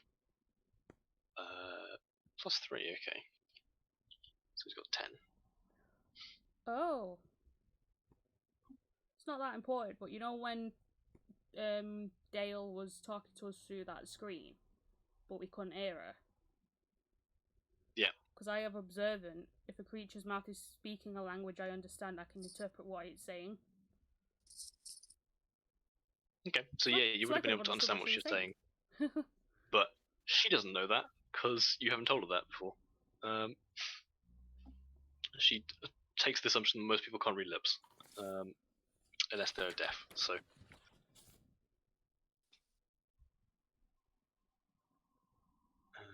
Oak there, that thing I'm also just there. reading observant. I'm also supposed to have +5 to investigation scores.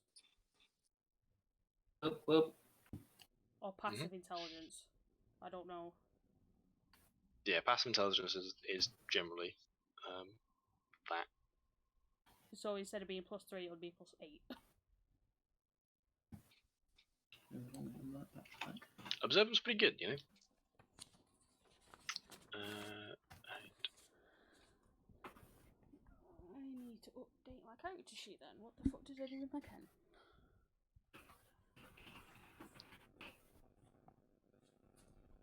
There it is. Alright, so...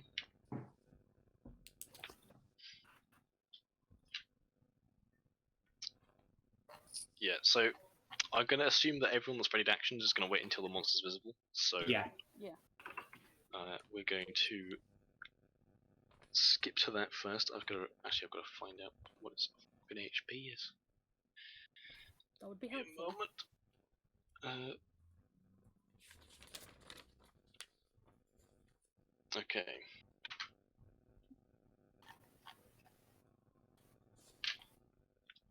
Alright, so Dale and Kaine, because they rolled highest in the initiative, they're so the monster climbs up, and you can move. It's kind of moves onto the platform that you're on. There's actually not a lot of space up here. Holy shit! Maybe it's still half off in the canyon. So, well, it climbs up onto the thing. It's not half off because the unfortunate thing about ready actions is that the triggering action finishes before your reaction goes off. Okay. So it finishes its movement before you guys can do things like distance. However, Okay, so it's not like Overwatch in like XCOM and stuff. Not quite, no. Disappointing, but okay. To be fair, that's the kind of thing that you get if you have like Polearm Master or Sentinel as feats. Because things like Polearm Master is you can make a so this is what Kaine is going to do right now. You can attack someone if they come into your threatened range as opposed to leaving it as an opportunity attack. Nice. And Sentinel is when you take an opportunity attack, if you hit, they can't move anymore. So if you combo those, it's pretty fucking nasty. He only has one of those though, but he is going to go stab in, and I believe he is already doing that. So glaive, that ain't great. It's fine though. He's got a big old to hit. Good. Let the power run through you. AC. That's easily gonna hit. Right, cool. Yeah, you watch as the glaive kind of swings up as it comes into range, and this kind of blinding arc of light follows it as well.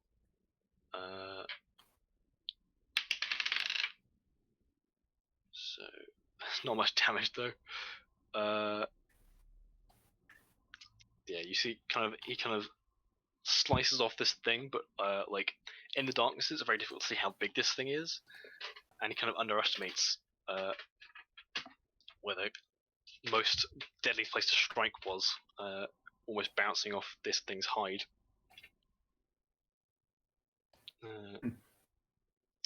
Dale's also going to do a stab.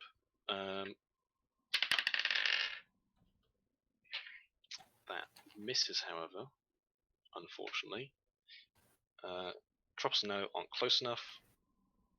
Reaver, your distance thing goes off, so it's going to make an intelligence saving throw, I believe. Which is good, because it's got an intelligence of bonus of -2. Which it fails. It rolled a 13 -2, so it gets pushed 30 feet back. Hopefully into the pit below. Alright, so you should kind of shoot it off the platform. It's going to make, I think, so how far, right, so it's there. Whereabouts are you? Are you kind of like standing directly in front of the bridge or off to the side? I'm like trying to stand like in front of. Say I'm off to the side. Alright, that's the correct option, because that pushes it off the bridge. Hooray! So it is gonna it's gonna fall a little bit, but it's gonna make a dex save to see if it can hold on. Which it fails. Yay! So you watch as it falls, kind of diving towards the wall. As it kind of it's like you guys watch as kind of both Reaver's eyes and the gem on her glove flare with this kind of prismatic energy. As it is flung backwards. You do watch this kind of blue kind of sheet of light cut across it for a moment, and you can see, you hear it howl out in pain. It's going to take some damage.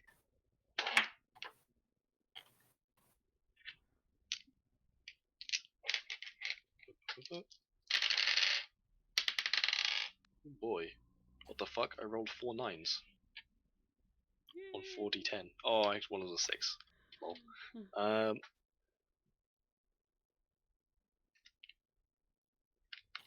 think it takes 33 points of force damage as you watch.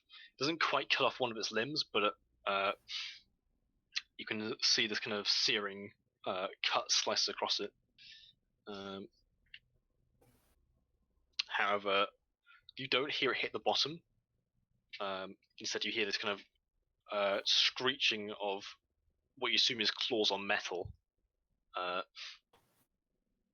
as it hits the other side. So after that, Burial, what did you have prepared? You had a chromatic orb. You can still shoot that if you want to. Yes, I do want to. So make an attack roll. Okay. That's 1, 2, 3 plus 7. Oh. You got a nat 1. Yes, I did. Oof. So as you kind of shoot out the chromatic orb, it looks like it wasn't going to hit anyway, but you see like the pushing force of Reaver's sonic powers kind of throw it even further, of course, and you watch it careen into one of the cubes and leave a smoldering hole in it. Fantastic.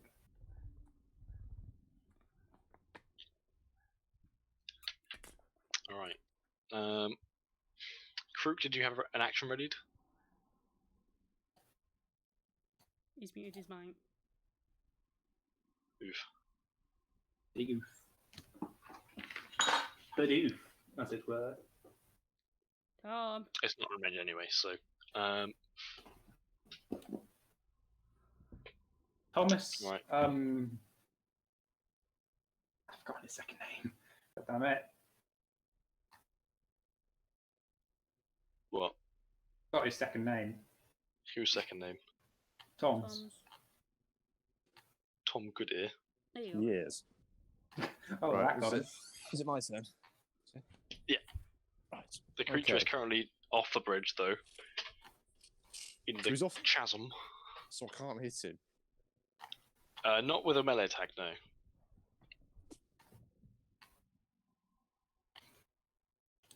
There's not much I can really do then. I'm sort of useless at the moment. Ready for Use when your it comes javelins. back. I tell you what I'll do. Actually, oh wait a second. Can I see it, Jake? You can just about make it out if you walk up to the edge. Don't walk up to the edge. All right. Well, the first thing I'm gonna do is going to rage because I think I'll need it, If and I'm going to try and I'm gonna try and pull it towards me with my rope dart. Oh, okay. Let me check what it has to do for that, because I believe it's a saving throw. It's a strength saving throw, yeah. Alright, DC 14. nice. you do realise that if it succeeds, it could pull you towards it. It is heavier than you as well, that's the thing. Oh dear! Please do not. You're all the math, buddy. Of course it is. Why wouldn't it? Alright, so... Roll damage, because it does still take half damage.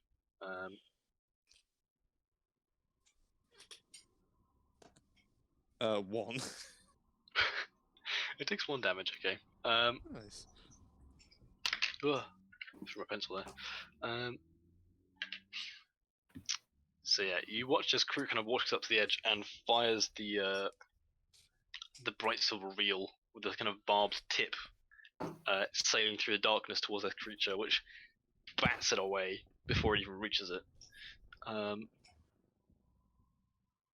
Alright, that's your turn. Unless you want to do anything else. Well, I've raged, so. Oh, actually, do I actually want to? Because if I don't hit anything, it wears off, doesn't it? I'll say that the like trying to shoot it with the reel counts as an attack. All right, yeah, yeah. So I'll just leave it as that, yeah. Rage. Alright. Now it's its turn. And it's going to climb up.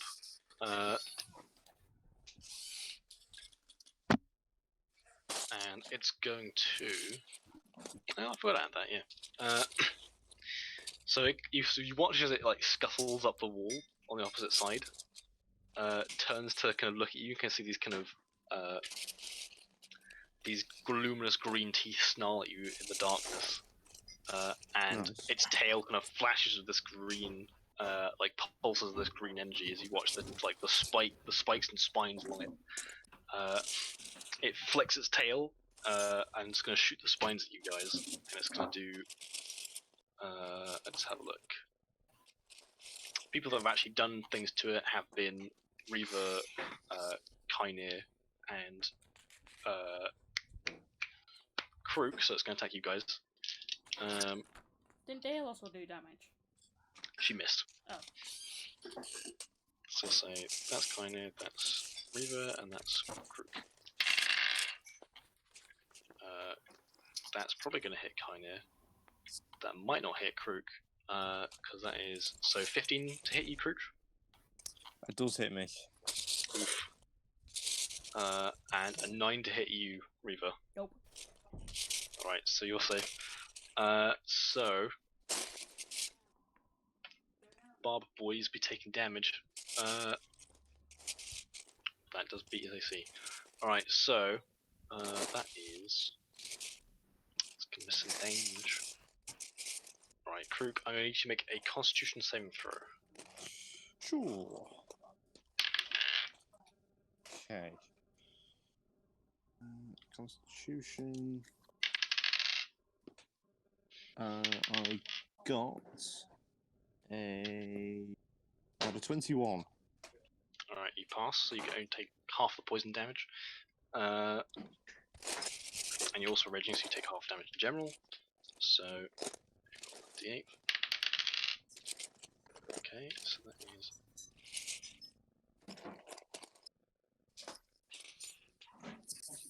11 half 11 is 5. You take 5 damage, Krook. Nice. Kaine also makes his save.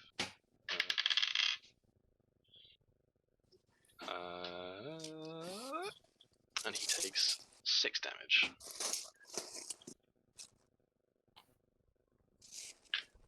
Okay. And neither of you got poisoned, which is good for you guys. It's very good. Alright. The creature is going to attempt to leap back at you. It's going to try and clear the distance again. It's going to make... It did not roll very well. It lands on the bridge. It like you see it kind of like jump and try and reach to you, but it lands on top of the middle cube, which kind of slides back and forth. It's now Oak's turn, who, as a giant elk, what's the reach on that? It does ever reach 10 feet. However, this thing's about like 20 feet away.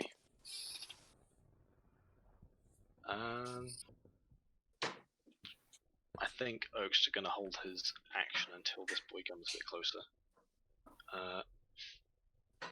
Stay on Kaine's goes again. Kaine is going to probably throw some javelins because he doesn't want to get too close.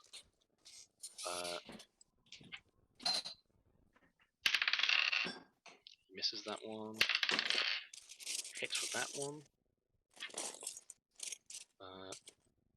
What is his Divine Fury? 1d6, okay.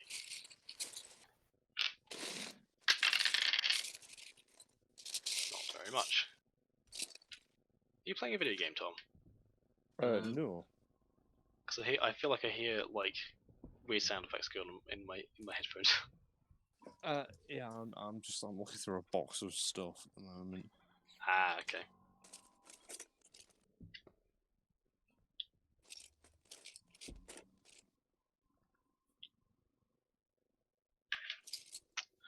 Dale's going to do a couple of shoots.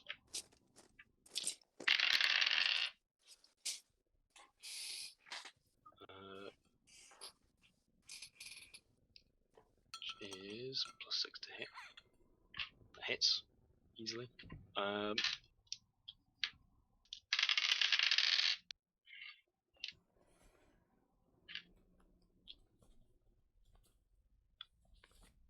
These boys be doing damagios.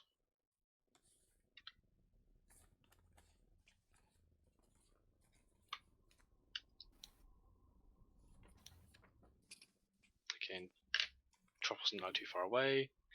Reaver, it's your turn. Hang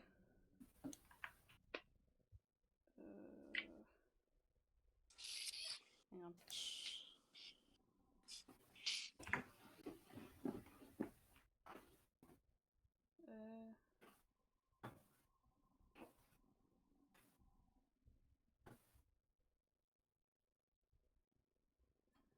Reading me Sonic Resonator thing. How far away is it from us? It's currently about 20 feet away. It's standing on the second cube, and there's 5 feet between each cube. Can I use...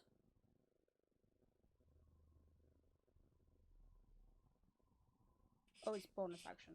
As a bonus action, I can do the energy thing from my eyes.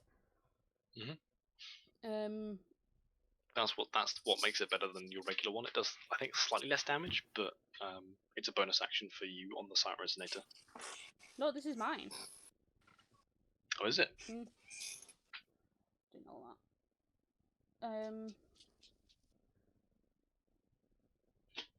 I'll do that as my bonus action. I'll just shoot it with Rasmus. Alright. So Still have forgotten to write on my sheet. it passes the saving throw, so it's going to take half damage from your flay. I don't have Miss Rasmus yet. Oh, can you do the bonus action first? Yeah. Oh right, I didn't know that.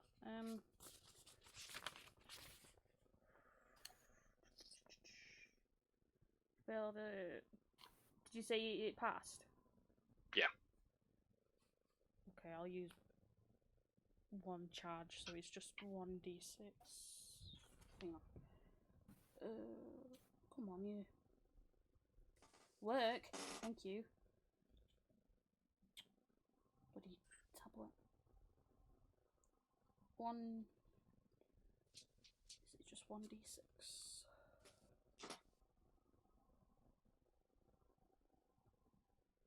Okay.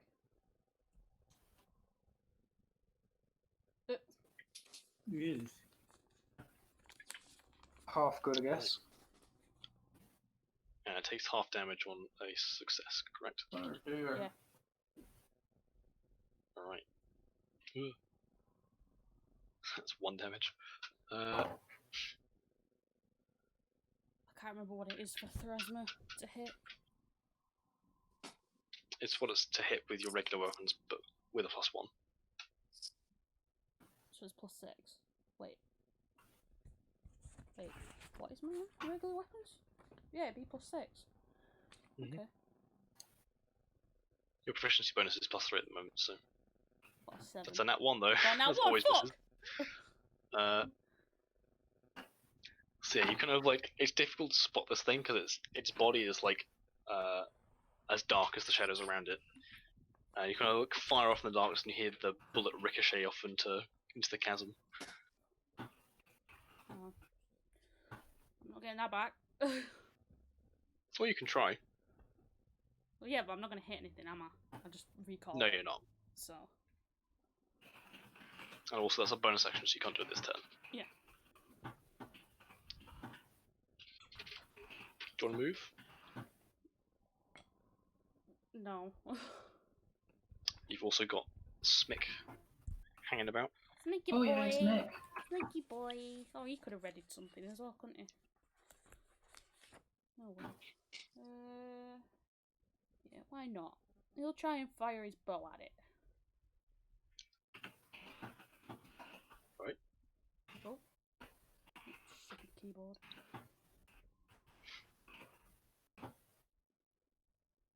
Got a 10. That's a miss, unfortunately. Aw. His arrow similarly sails off into the chasm. Alright. Burial, it's your turn. I'm going to cast. Yeah, I'm going to cast. Wait, no.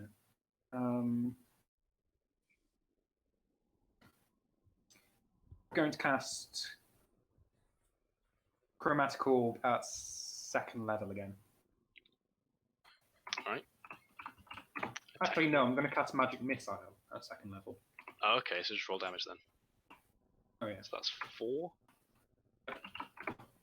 So 4d4 plus 4. Yes. Are we finishing at 5 again? Yeah. Approved. 12. Nice. Alright.